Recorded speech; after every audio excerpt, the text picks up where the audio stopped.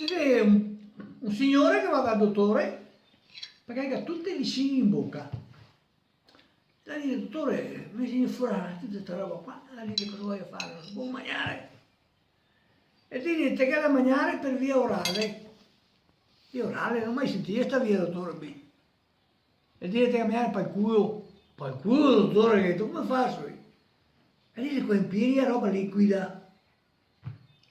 Va bene, detto. Fra 8-10 giorni ci troviamo.